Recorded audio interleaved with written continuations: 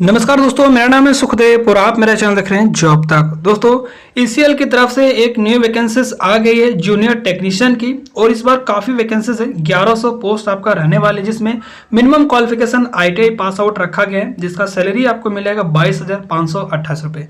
पूरी जानकारी के लिए वीडियो के एंड तक जरूर देखिए। वीडियो को एक लाइक करके अपने दोस्तों में शेयर करें, चैनल को सब्सक्राइब करके बेल आइकन को भी प्रेस कर लेते हैं। चलिए वीडियो को स्टार्ट करते हैं। तो जैसे दोस्तों आप यहाँ पर देख सकते हो, ये इसकी ऑफिशियल नोटिफिकेशन है और ये रिक्वायरमेंट जो रहेगी आपका electronics corporation of India limited, एक government of India department of atomic energy enterprise है, जो कि ईसीएल पोस्ट हैदराबाद तेलंगाना में स्थित है। यानी जॉब लोकेशन आपका हैदराबाद तेलंगाना रहने वाली। Electronics corporation of India limited जो है is a leading schedule public sector enterprise under department of atomic energy, government of India के अंतर्गत आता है। और ये इलेक्ट्रॉनिक्स की लीडिंग कंपनी में से आता है। यहाँ पर देख सकते हो ये गवर्नमेंट, जिसमें ये आपको इसका जो स्टैटिक सेक्टर से एज ए न्यूक्लियर हो गया, डिफेंस हो गया, एरोस्पेस हो गया, इंफॉर्मेशन टेक्नोलॉजी हो गया, टेलीकॉम हो गया, नेटवर्क हो गया, होमलैंड सिक्योरिटी हो गया, CBRN, ई गवर्नमेंट्स की जो भी बहुत सारे सॉफ्टवेयर वगैरह या जो है ई गवर्नमेंट की जो सिस्टम वगैरह इसमें वर्क करती है। और इसका मास प्रोडक्शन होता है आपका इलेक्ट्रॉनिक्स वोटिंग मशीन, ईवीएम के लिए सबसे ज़्यादा यहाँ पर मैन्युफैक्चर वगैरह जो है करी जाती है। ठीक है, तो इस तरह से यहाँ पर इनका जो है कंपनी का जो है पूरा ब्यौरा यहाँ पर दिया गया, आप ऐसा रीड कर सकते हो।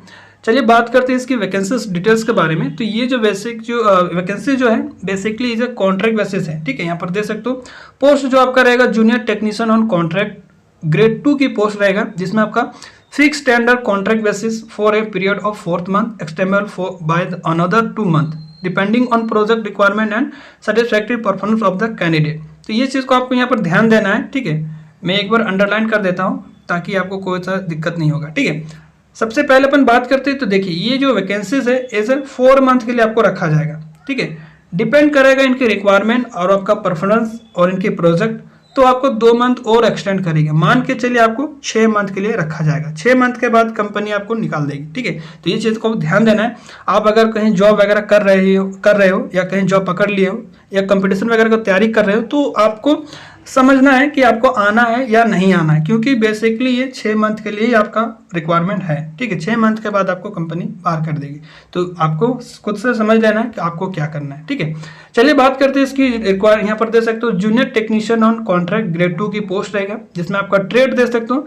यहाँ पर इलेक्ट्रॉनिक्स मैकेनिक के लिए 275 सीटें रखा गया है। ठीक है, इलेक्ट्रिशियन के लिए भी 275 सीटें रखा गया है, और फिटर के लिए 550 सीटें हैं। इस बार फिटर का सबसे ज़्यादा सीटें रखी गई है। ठीक है, एज की बात करें तो 18 से लेकर 30 साल तक आपका एज होना चाहिए, और एज का जो काउंटिंग करी जाएगी वो आपका 16 जनवरी 2024 की। और आपका सैलरी जो रहेगा वो आपका 22,528 रुपये पर मंथ आपका रहने वाले। साथ ही आपको PF वगैरह, मेडिकल इंश्योरेंस वगैरह मिलेगा। और उसके बाद जो है TA आपको कब मिलेगा, यहाँ पर देख सकते हो जब आप ऑफिशियल ड्यूटी में जाते हो, ऐसे टूर वगैरह आप जाते हो इलेक्शन ड्यूटी में, तभी आपको TA मिलेगा। बाकी आपका इंश्योरेंस, कंपनी PF वगैरह ये सारी चीज़ आपको मिलने वाली, और लीव मिलेगा 1.5 आपका लीव मिलता है मंथली। ठीक है, और बात करते हैं इसके एसेंशियल क्वालिफिकेशन और एक्सपीरियंस के बारे में। तो देखिए यहाँ पर जो है ITI आपका 2 साल का होना चाहिए, और ITI आपका यहाँ पर 3 ट्रेड है, इलेक्ट्रिशियन, फिटर और इलेक्ट्रॉनिक्स मैकेनिक। 2 साल का होता है ये कोर्स, तो 2 साल का ITI होना चाहिए, प्लस आपको 1 ईयर का अप्रेंटिसशिप होना चाहिए, और मिनिमम 1 ईयर का क्वालिफिकेशन एक्सपीरियंस होना चाहिए अब आफ्टर ITI प्लस अप्रेंटिसशिप। यहाँ पर ये चीज़ ध्यान देना है, आपका ITI कंप्लीट होने के बाद अप्रेंटिस होना चाहिए, और अप्रेंटिस होने के बाद 1 साल का एक्सपीरियंस होना चाहिए। ठीक है, जो भी इलेक्ट्रॉनिक इक्विपमेंट इन PSU sector public sector unit के जो कंपनीज होती हैं, उस सेक्टर में आपका एक्सपीरियंस होना चाहिए आपका रिलेवेंट ट्रेड से। यानी आपका फिटर है, इलेक्ट्रॉनिक्स मैकेनिक है, या जो है इलेक्ट्रिशियन है, तो आपका POC सेक्टर में आपने कहीं वर्क कर रखे तो उसका एक जो एक्सपीरियंस काउंट होगा। ठीक है, तो यहाँ पर POC सेक्टर दिया है, वैसे आप कोई भी कंपनी से है तो आप अप्लाई कर सकते हैं। ठीक है, आप लेकिन यहाँ पर POC सेक्टर दिया गया है। ठीक है, वैसे आप अप्लाई कर सकते हो। ठीक है, और रिजर्वेशन और रिलैक्सेशन की बात करें तो देखिए यहाँ पर जो है सीट को आपको डिवाइड किया गया है। टोटल जो इलेक्ट्रॉनिक्स मैकेनिक का 275 है, जिसमें SC के लिए 44 है, ST के लिए 19 है, OBC के लिए 74 है, और जनरल के लिए 110 है, और EWS के लिए 28 सीटें हैं। इलेक्ट्रिशियन के लिए भी 275 है और इस तरह से यहाँ सीट को जो है डिवाइड किया गया है कैटेगरीज वाइज। और फिटर के लिए यहाँ पर जो है 550 है, जिसमें एससी के लिए 88 है, एसटी के लिए 39 है, ओबीसी के लिए 148 है, जनरल के लिए 220 सीटें हैं और ईडब्ल्यूएस के लिए 55 सीटें हैं। इस तरह से टोटल सीट का आप अगर काउंट करोगे तो 1100 सीटें हैं, जिसमें जनरल के लिए यहाँ पर जो है 440 हो गया, ओबीसी के लिए 296, एसटी के लिए 77 हो गया और एससी के लिए 176 और ईडब्ल्यूएस के लिए 111 सीटें। इस तरह से यहाँ पर सीट को रिलैक्स जो है डिवाइड किया गया। साथ ही एज का रिलैक्सेशन आपको देखने को मिल जाएगी। आपको ओबीसी है तो 3 साल का एज का छूट मिल जाएगा और एससी एसटी है तो 5 साल का और पीडब्ल्यूडी है तो 10 साल का एज का रिलैक्सेशन आपको मिलने वाली है। ठीक है, बात करते हैं सबसे इंपॉर्टेंट चीज़ है मेथड ऑफ सिलेक्शन के बारे में। ठीक है, यहाँ पर देख सकते हो।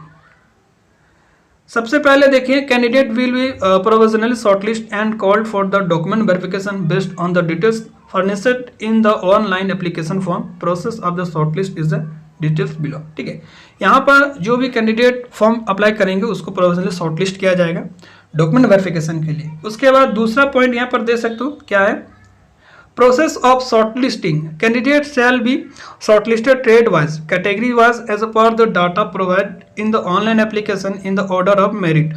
Marks obtained in ITI and relevant experience details below on the ratio 1:4 in case of the tie. The candidate with higher marks in ITI shall be considered in case of the further tie. The candidate with earlier date of birth shall be considered. ठीक है, तो यहाँ पर आपका ITI की marksheet, आपके ITI की जो भी मार्क्स है उसके आधार पर और आपके रेलेवेंट एक्सपीरियंस के आधार पर आपको शॉर्टलिस्ट किया जाएगा। और शॉर्टलिस्ट किस तरह से किया जाएगा, 1:4 यानी कि एक सीट पर 4 कैंडिडेट को बुलाया जाएगा। ठीक है, और उसमें अगर दोनों में बराबर आता है तो उसकी एज के आधार पर आपको शॉर्टलिस्ट किया जाएगा। ठीक है, यानी कि 2 कैंडिडेट अगर बराबर मार्क्स हैं तो उसके एज को देखा जाएगा, जिसका ज़्यादा एज होगा उसको पहले शॉर्टलिस्ट करेगा।